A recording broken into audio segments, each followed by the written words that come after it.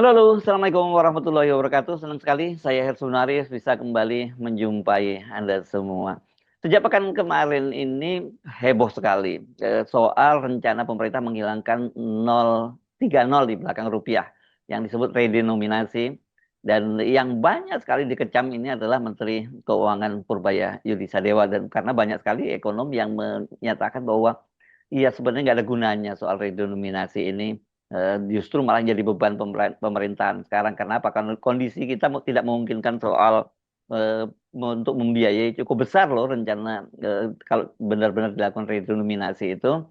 Dan juga ini situasinya dianggap belum siap lah untuk Indonesia itu. Tetapi kemudian Menteri Purbaya Yudisadewa itu membantah dia akan segera melakukan itu, dan menurut dia itu bukan inisiatif dia, padahal media-media kan menulis bahwa ini rencana ini kenapa jadi rame karena Menteri Keuangan telah menerbitkan Peraturan Menteri Keuangan nomor 70 tahun 2025, yakni Renstra 2025-2029. Dan kemudian ini baru ditandatangani tanggal 10 Oktober. Jadi memang ini fresh from oven. Nah, menurut Yudi Sadewa ini bukan kewenangan dia, itu adalah BI, dan BI sendiri mengakui bahwa itu adalah undang-undang inisiatif yang diusulkan oleh Bank Indonesia. Oke, mari saya ajak Anda berbincang dengan ekonom dari Universitas Paramadina, Wijayanto Samirin. Assalamualaikum. Redenominasi sebenarnya ide yang sudah diangkat sejak lama, Hmm. sejak tahun 2010, zaman Pak Darmin Nasution Ya. masih Gubernur BI. Memang kalau kita lihat manfaatnya ada cukup banyak, gitu ya. Tetapi memang ini bukan pekerjaan mudah karena harus mencetak kembali seluruh uang yang beredar. Kalau untuk Indonesia Hmm. kira-kira butuh 4 sampai 5 triliun untuk Hmm. mencetak uang saja. Belum lagi perlu literasi, perlu edukasi kepada masyarakat. Tetapi memang manfaatnya ada yang jelas, ini mengangkat kredibilitas. Jadi ketika terlalu banyak nol di mata uang satu negara, image persepsi bahwa negara itu negara yang lemah secara ekonomi, image bahwa mata uang itu adalah garbage currency, itu sangat sangat kentara begitu ya. Kita lihat saja misalnya turis atau teman kita dari luar negeri yang ke Indonesia, Hmm. kemudian menukarkan uangnya, Hmm. kaget gitu, $100 bisa dapat begitu banyak uang. Iya, iya. Tetapi kekagetan itu kemudian ditambahi dengan persepsi-persepsi yang kurang positif gitu. Nah, Hmm. persepsi ini penting. Kemudian yang kedua, bayangkan ketika kita bertransaksi dengan terlalu banyak nol, secara accounting, secara sistem, secara operasional day to day di lapangan, ini akan sangat merepotkan. Jadi kalau itu semua bisa disimplify, benefitnya ada dari sisi persepsi dan dari sisi kepraktisan. Belum lagi di banyak negara yang sukses melakukan redenominasi, itu mereka menjadikan redenominasi ini sebagai momentum untuk transformasi sektor keuangan. Apakah itu institusi, regulasi, yang paling penting adalah literasi publik. Jadi yang diedukasi tidak hanya tentang redenominasi, tetapi juga tentang hal-hal yang lain. Bisa dimasukkan misalnya literasi tentang judol, tentang pinjol ilegal, tentang kris dan lain sebagainya. Itu bisa dimasukkan secara bersamaan. Nah, memang ini perlu kerja keras, perlu persiapan matang. Hmm. Jadi 2 tahun 3 tahun nggak cukup. Menurut saya sekitar 5 tahun 6 tahun baru tuntas begitu. Ya, ya. Oke, Anda cerita tadi itu betul. Itu pengalaman saya ingat sekali tahun 90-an ya, begitu ketika ke Istanbul, ngopi itu bisa 2,5 juta rupiah. Kan memang angkanya Turki pada waktu itu nilainya gila-gilaan ya, andanya. Ya, Oke. Nah, tapi iya. kenapa banyak sekali para ekonom yang sangat kritis dan tajam juga menentang rencana redenominasi ini? Saya rasa prosesnya terlalu terburu-buru dan seketika. Ini Ah. dulu diangkat, kemudian tidak jadi karena berbagai pertimbangan. Nanti kita diskusikan lah banyak penolakan-penolakan dari kelompok elit tertentu. Mm. Tapi yang jelas terlalu terburu-buru. Mm. Idealnya program sebesar ini harus diawali dengan public discourse, dengan Mm. FGD, dengan para pengamat. Mm. Jadi pelan-pelan masuknya. Mm. Jadi para pengamat, komponen publik tertentu itu mulai diedukasi gitu ya. Hmm. Karena begini, ketika digelontorkan ide ini kan seolah-olah tahun depan redenominasi. Hmm. Hmm. Padahal kalaupun prosesnya lancar, undang-undang itu paling baru terbentuk tahun 2027. Ya. Kemudian dari situ perlu 3 tahun, 2 tahun untuk edukasi publik, kemudian baru dieksekusi. Optimisnya ini baru bisa jalan 2029, 2030 begitu. Hmm. Hmm. Jadi hal-hal basic itu saya rasa belum diinformasikan kepada banyak kalangan. Itu dia kenapa pada terkaget-kaget kemudian responnya kurang positif. Saya termasuk yang mendukung, tetapi dengan proses yang kurang rapi seperti ini, saya menjadi concern gitu ya. Kalau Hmm. kita paksakan, negatifnya akan lebih banyak daripada positifnya. Iya, dan kemudian saya nggak tahu kenapa kemudian Purbaya yang kemudian jadi sasaran kritik publik itu dianggap dia cari sensasi baru lagi lah gitu. Ya, karena begini, kalau kita lihat dari ini kan sebenarnya redenominasi itu prosesnya BI mengajukan Ya, secara ya, formal. ya. Kemudian Kementerian Keuangan mereview dampak Mhm. fiskalnya. Mhm. Kemudian ketika oke go ahead, baru pemerintah dan DPR mengeluarkan UU. Ya. Kemudian setelah itu keluar UU PP dikembalikan ke BI, BI yang mengeksekusi. Ya. Jadi ini memang ranahnya BI. Jadi peran Kementerian Keuangan itu sebagai reviewer saja. Mhm. Nah, tapi memang saya kurang tahu kenapa kayaknya Pak Purbaya ini sedang jadi media darling. Hmm. Apa yang beliau katakan baik buruk itu menjadi viral Mhm. gitu.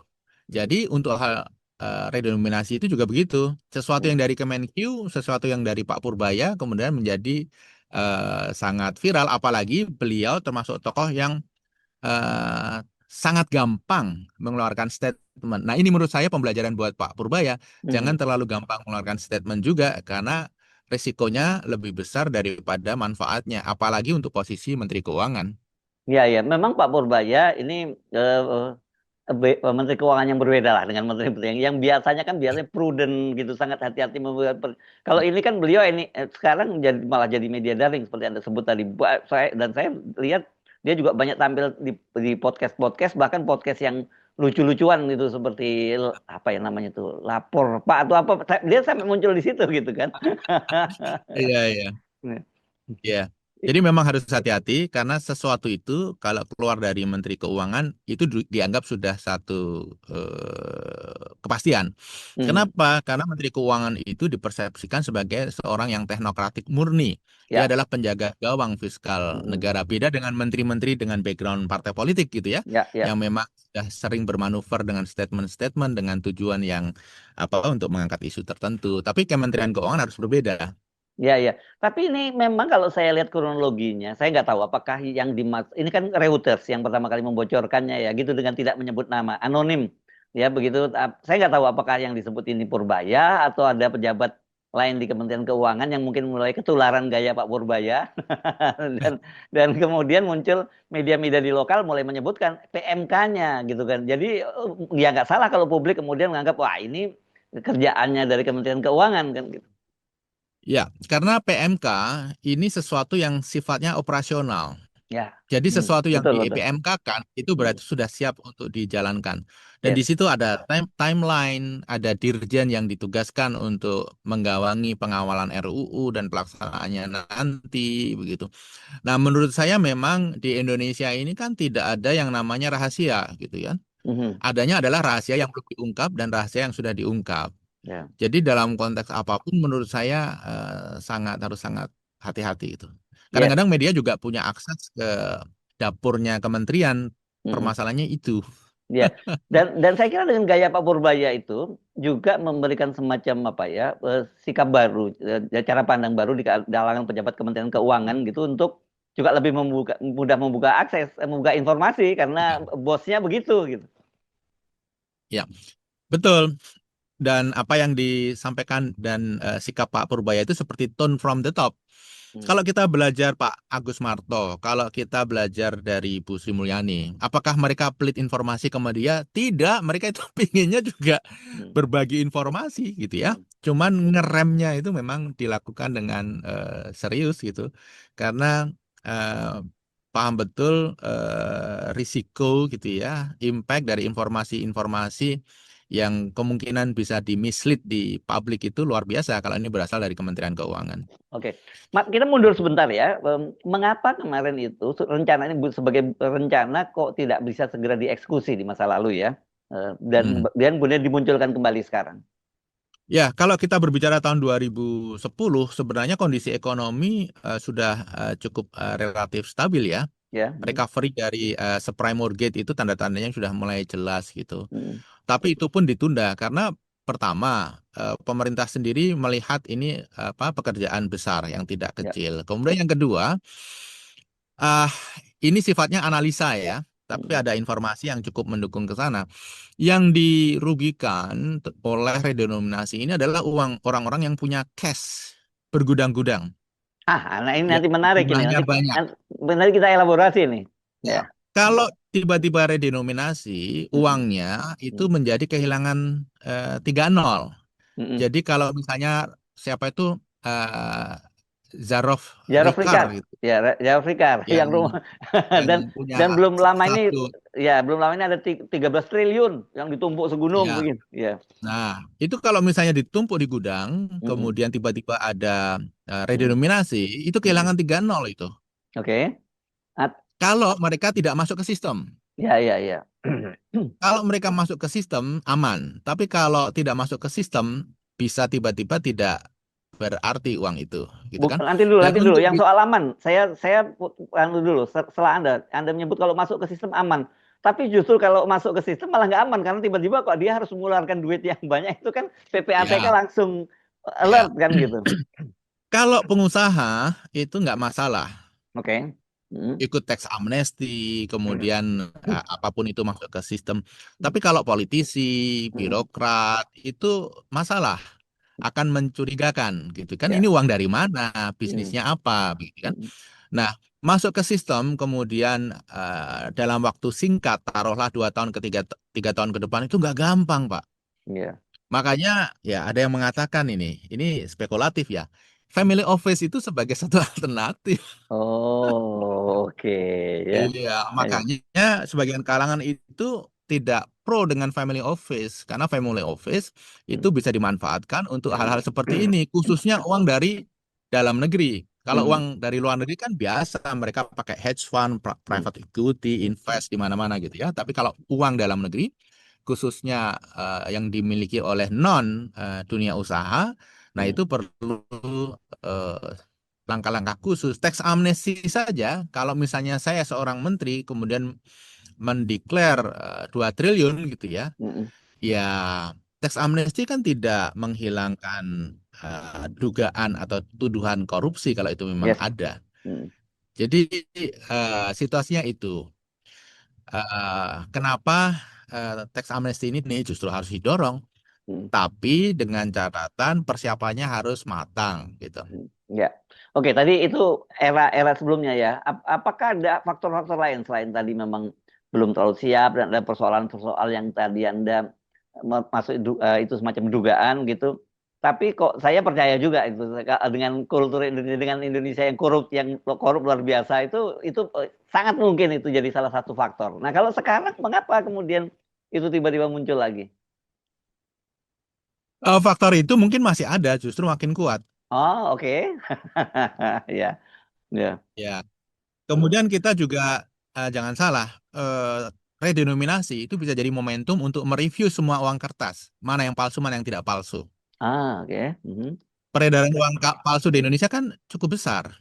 Data BI sih hanya 4 per 1 juta lembar gitu. Tetapi saya rasa kok lebih dari itu.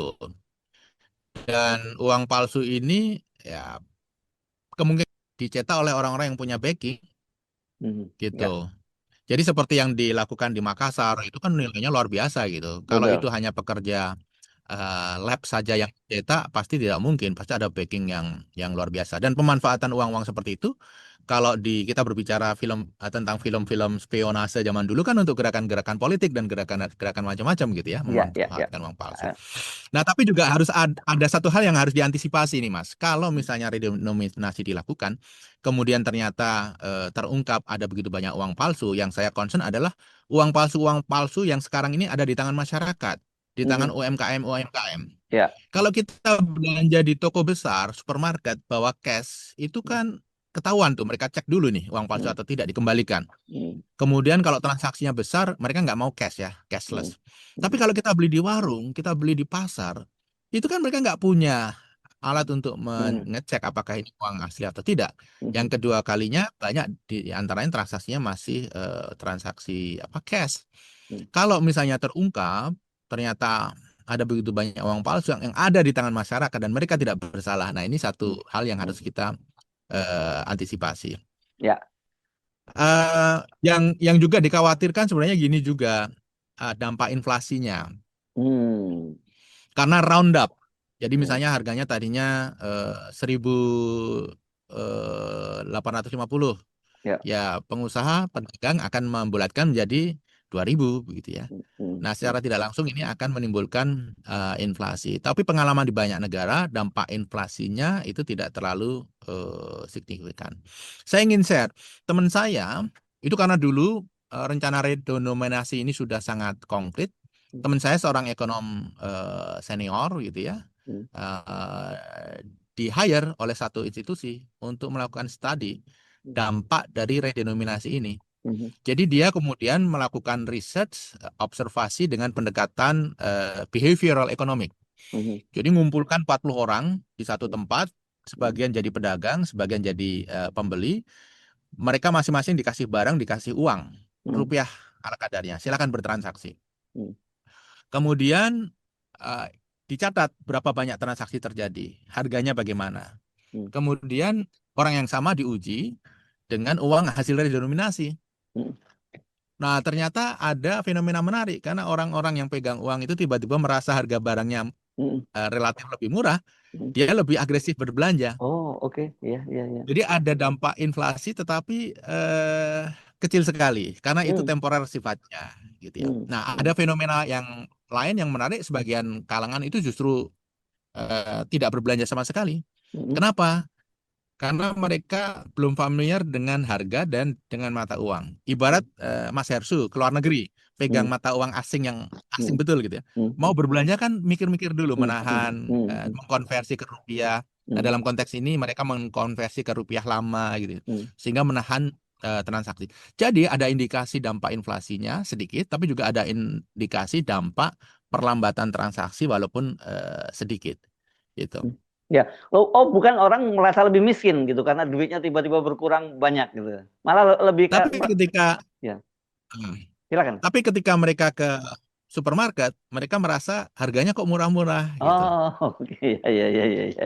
Tapi ada sebagian kalangan dalam Mhm, survei itu, studi itu, mhm, yang kemudian menahan transaksi mhm, karena masih ngeluarin kalkulator, kemudian dibagi ini dulu berapa sih harganya gitu. mhm, mhm, Jadi dalam hal ini dampak terhadap inflasi sangat minimal. Ini pengalaman di Turki, Brazil, Polandia, Israel, Nigeria sangat minimal.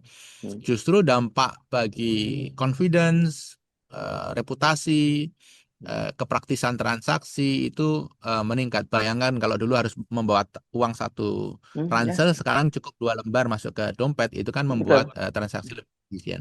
Ya. Secara ekonomi begini, ini tidak meningkatkan agregat demand, Mhm, kebutuhan masyarakat akan barang, maupun agregat supply, mhm, intention pengusaha untuk menciptakan produk atau jasa, mhm. tetapi ini meningkatkan efisiensi transaksi, yang Ah, ujung-ujungnya perputaran ekonomi bisa lebih cepat. Ini secara teori ya. gitu. Tapi juga banyak yang kacau itu redenominasi di Zimbabwe, Venezuela, kemudian Sudan itu kacau sekali. Justru inflasi tidak tinggi, tidak turun, tapi justru ada kekacauan-kekacauan moneter di sana.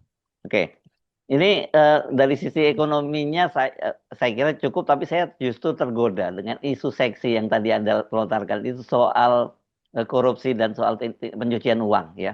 Karena di Indonesia itu fenomena yang seperti itu banyak sekali dan saya kalau kita amati netizen itu kan banyak sekali netizen kita yang mencurigai, banyak sekali tokoh-tokoh publik terutama selebritas gitu yang dianggap dia dinilai ini nggak masuk akal, kekayaannya nggak wajar dan dia kemungkinan dia digunakan oleh banyak pejabat di Indonesia itu sebagai tindak pidana pencucian uang begitu ya.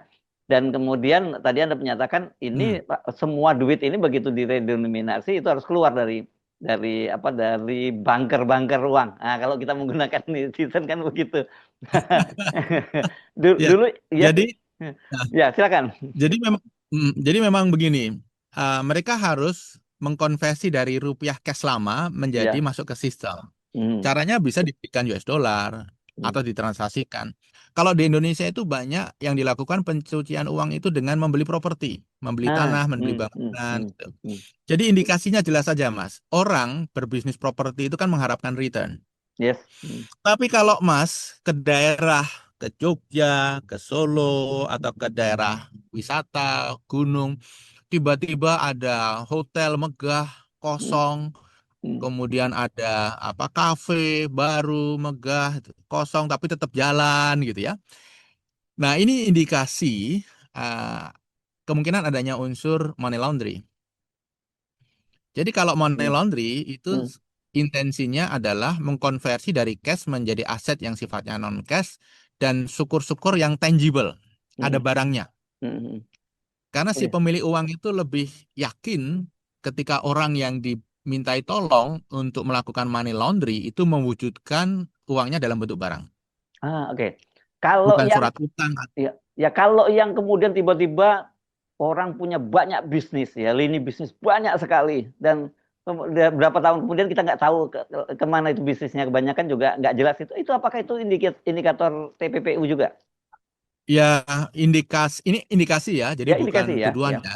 Nah, Ketika orang tiba-tiba punya bisnis luar biasa di hmm, sektor-sektor yang kita nggak yakin hmm, cost structure-nya hmm, seperti apa ya, kok hmm, bisa untung sedemikian banyak ya, hmm, kemudian apa laporan keuangannya seperti apa, hmm, ketidakjelasan itu menurut saya indikasi kuat adanya unsur TPPU, hmm, money hmm. laundry.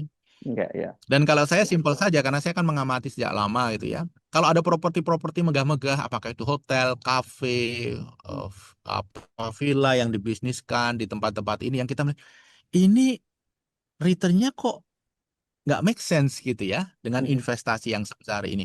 Ya memang motivasinya bukan return, motivasinya adalah konversi hmm. dari uang ilegal menjadi sesuatu yang quote unquote dipersepsikan legal gitu. Ya. Oke, saya terusin ya, karena saya kira ini kita bukan mengada-ada, karena kan Pak Prabowo kelihatan sekali juga sangat serius persoalan korupsi, pemberantasan korupsi ya. Gitu, dan kalau tadi misalnya Anda menyatakan bahwa ini ya diperlukan dana 5 triliunan, anggaran 5 triliunan untuk mempersiapkan redenominasi. Tapi kan kita tahu bahwa angka korupsi di Indonesia itu sangat sangat besar sekali ya. Kemarin saja diserahkan dari Kejaksaan Agung ke pemerintah itu 13 triliun. Nah, Pak Prabowo sendiri kan kemarin ketika ngomong soal WUS katanya itu gampang itu sita duit-duitnya para koruptor dan sebagainya. Jadi menurut Anda apakah ini pertanyaan serius ya, bukan dugaan ya. Hmm. Apakah justru Hmm. itu sebenarnya motivasi dari presiden dari Pak kemudian diinstruksikan ke Menteri Keuangan ketimbang persoalan-persoalan yang Anda sebut tadi itu secara teknikal sebenarnya agak rumit gitu.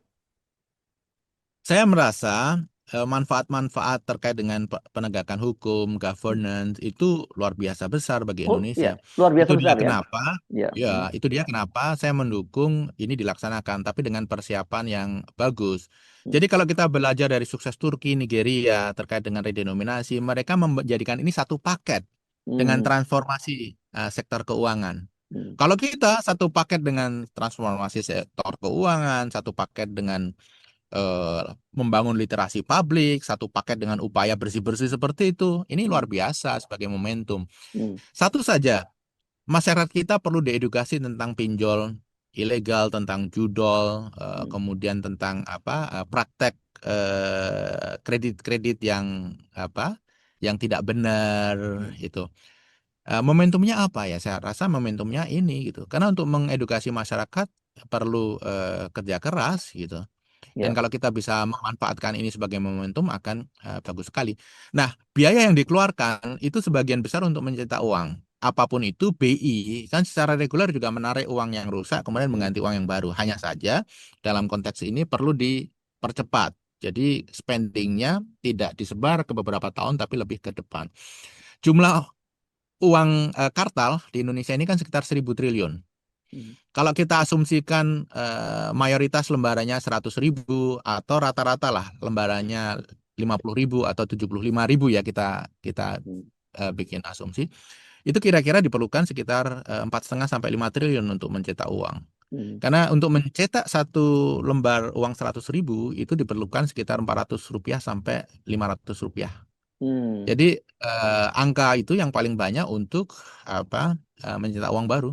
Tapi kembali saya garis bawahi, tanpa redenominasi pun BI melakukan itu gitu. Ya, ya, ya, ya.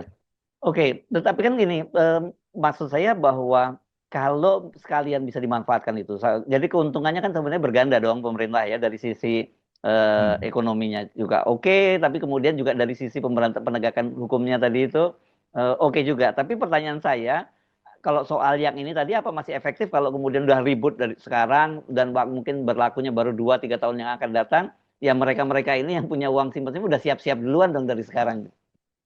Jadi menurut saya begini, memang harus dipersiapkan dengan baik. Jadi dari sekarang mulai ada diskusi-diskusi, kemudian menangkap itu para ekonom, pakar kebijakan publik, itu ide-idenya apa. Hmm. Kemudian dibuat persiapan yang matang, ya 5 tahun ke depan gitu ya. Ya. Ini kan sebenarnya tidak untuk menangkap koruptor, tapi ini untuk mengeduket orang-orang yang punya uang di luar sistem supaya masuk. Hmm. Kalau mereka masuk dengan cara-cara yang tidak benar, ada unsur money laundry, menurut saya itu masih lebih bagus daripada uang itu tidak masuk ke sistem. Hmm. Lebih ada dampak ke tenaga kerja, lebih ada dampak Hmm. ke investasi gitu ya. Orang yang nyimpan dalam gudang 10 triliun itu lebih buruk daripada orang yang kemudian mengkonversi itu menjadi properti, Hmm. hotel, dan lain sebagainya. Minimal menciptakan lapangan kerja, minimal ada investasi gitu. Dua-duanya secara hukum salah. Tetapi Hmm. kalau kita berbicara impact ekonominya, yang kedua lebih bagus. Hmm. Ya, ya, ya. Belum lagi masalah uang palsu, Mas. Ini saya kok melihat peredarannya sebenarnya cukup cukup banyak ya. Hmm. Khususnya yang menjadi korban adalah masyarakat-masyarakat Hmm. di UMKM, warung gitu ya, bukan korporasi dan lain sebagainya. Karena mereka sudah mengarah ke cashless, masyarakat kebanyakan ini. Oke, jadi kalau menyimak perbincangan dengan Anda ini, Anda mendukung dan kedua impact-nya lebih positif ya seperti Anda katakan. Tapi kenapa sekarang tiba-tiba Pak Purbaya seakan buang badan? Itu bukan bukan gue loh ya, itu urusannya Bank Indonesia. Ya, karena kita melihat kemudian semua pihak itu tidak mau menarasikan isu ini, gitu kan? Hmm. Hmm. Jadi ketika ya seorang menteri kemudian dia seolah-olah harus sendirian menopang ya mungkin juga akhirnya menarik diri begitu ya. Hmm. Hmm. Kuncinya sebenarnya dalam konteks ini menurut saya komunikasi, Hmm. koordinasi pemerintah, kemudian proses gitu ya. Hmm. Yang lagi-lagi kalau saya melihat dalam pemerintahan Pak Prabowo masalah komunikasi, masalah proses, koordinasi ini sesuatu yang sangat lemah. Jadi hal Hmm. yang sebenarnya berpotensi sangat baik, Hmm. tetapi karena tidak menggunakan tiga hal tadi secara Hmm. proper, ujung-ujungnya adalah ya apa mati sebelum berkembang seperti Ah. ide ini Iya, ya. gitu. Anda seorang ekonom yang kemudian ini saya nggak tahu serius atau bercanda. Dia bilang sama saya tanyakan hal yang sama seperti saya tanyakan pada Anda. Dia jawabannya Pak Prabowo kayak Purbaya kayaknya mulai trauma gitu gara-gara soal APBN di WUS kata dia nanti dia nggak mau kena dampaknya lagi seperti itu. Sekarang pun kata dia babak belur tuh gara-gara WUS itu gitu. Ya memang harus diakui Pak Purbaya sebagai Menteri Keuangan itu di awal-awal attitude-nya masih seperti pengamat. Hmm. Jadi Hmm. menganalisis, Hmm. menyampaikan secara spontan. Ya seperti saya ini pengamat kan menganalisis, menyampaikan secara spontan kan nggak ada konsekuensi Hmm. Hmm. hukum, tidak ada konsekuensi ekonominya. Tapi ketika yang menyampaikan Menteri Keuangan, ya beda gitu ya. Apa yang disampaikan seorang pejabat itu sudah separuh regulasi, tinggal ditulis Ya, tanda tangan ya. gitu. Nah, Hmm. saya melihat itu di bulan-bulan awal, tapi mulai ada perbaikan-perbaikan begitu ya. Hmm. Semoga ke depan ya Pak Menkyu ini lebih hati-hati mengeluarkan statement. Pak Agus, Bu Sri Mulyani itu pelit informasi bukan karena memang pelit ya, karena memang dia Ya, ya. paham posisi, Hmm, hmm. tidak untuk rock the boat gitu ya, tidak untuk goyang Bergoyang, Kak. stabilitas Iya, sih. ekonomi Hmm. gara-gara statement-statement Menteri Keuangan. Ya, tapi beberapa kebijakan dia yang dianggap pro rakyat sebenarnya terusin aja gitu ya, jangan kemudian dia mundur dari soal itu gitu ya. Betul, ada beberapa kebijakan yang menurut saya bagus, Hmm, perlu dilanjutkan. Hanya hmm, memang ada tendensi juga Pak Purbaya ini mengeluarkan ide, kemudian pengawalannya tidak dilakukan secara ketat gitu ya, sehingga ini kebijakan yang digulirkan itu sekarang di mana? Misalnya, Cortex 1 bulan akan beres, kemudian hmm, belum selesai beliau menugaskan tim. Ini progresnya seperti apa? Kita nggak terupdate. hmm, Kemudian yang 200 triliun itu ya, sekarang hmm. progresnya seperti apa? Kreditnya disalurkan Ya, kemana? Kita ya, ya. tidak terlalu terupdate gitu ya. Nah, yang bagus misalnya terkait dengan pemberantasan import ilegal, Hmm, kemudian pakaian bekas. Nah, yang hmm. gitu-gitu menurut saya harus terus dijalankan karena itu yang membunuh industri manufacture kita gitu. Ya, ya. Oke, saya kira ini sementara kita nggak bisa nganggap bahwa ya ini baru rencana yang saya kira tidak akan segera terwujud dalam 1-2 tahun ke depan begitu ya. Iya, bahkan dalam 5 tahun ke depan dengan situasi yang Hmm, muncul sekarang ini belum tentu terwujud gitu. Oke, Dalam kondisi lancar pun perlu 5 tahun. ya. Oke. Baik, terima kasih Mas Wijayanto Sabirin, ekonom dari Universitas Paramadina. Assalamualaikum warahmatullahi wabarakatuh. Waalaikumsalam warahmatullahi wabarakatuh. Makasih Mas Hersul. Ya.